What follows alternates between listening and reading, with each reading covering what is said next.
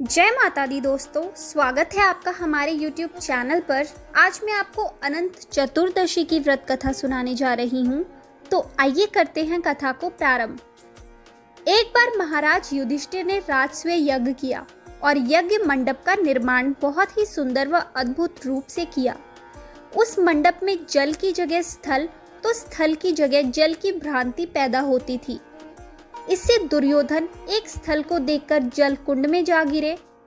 द्रौपदी ने यह देखकर उनका उपहास किया और कहा कि अंधे की संतान भी अंधी होती है। इस कटु वचन से दुर्योधन बहुत आहत हुए और इस अपमान का बदला लेने के लिए उसने युधिष्ठिर को द्यूत यानी जुआ खेलने के लिए बुलाया और छल से जीतकर पांडवों को 12 वर्ष का वनवास दे दिया। वन में रहते उन्हें अनेकों कष्टों का सहना पड़ा। एक दिन वन में भगवान श्री कृष्ण युधिष्ठिर से मिलने आए। युधिष्ठिर ने उन्हें सब हाल बताया और इस विपदा से बाहर निकलने का मार्ग भी पूछा।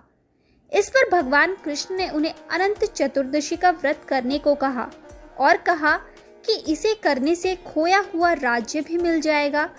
इस वार्तालाप के बाद श्री कृष्ण जी ने युधिष्ठिर को एक कथा सुनाई।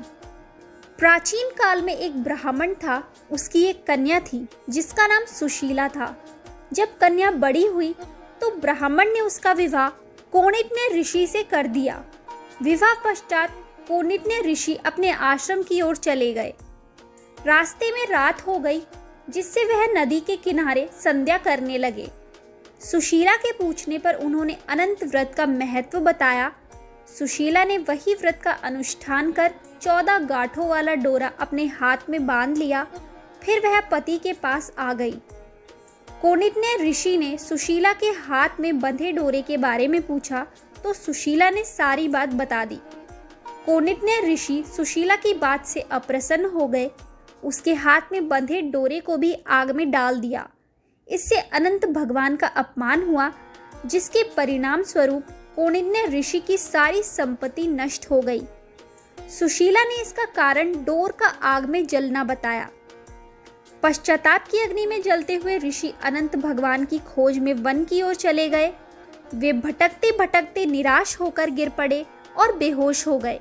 भगवान अनंत ने उन्हें दर्शन देते हुए कहा कि मेरे अपमान के कारण ही तुम्हारी यह दशा हुई और विपत्तियां आई, लेकिन तुम्हारे पश्चाताप से मैं तुमसे अप्रसन्न हूँ।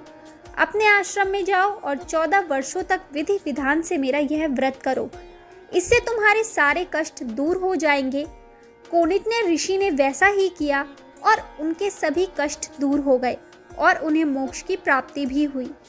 श्री कृष्ण की आज्ञा से युधिष्ठिर ने भी अनंत भगवान का व्रत किया, जिससे पांडवों को महाभारत में युद्ध में जीत मिली। तो दोस्तों, ये थी अनंत चतुर्दशी की व्रत कथा। आपको ये कथा कैसी लगी हमें कमेंट करके ज़रूर बताएं। अच्छी लगी हो तो हमारे चैनल को सब्सक्राइब करें और शेयर करना ना भूलें।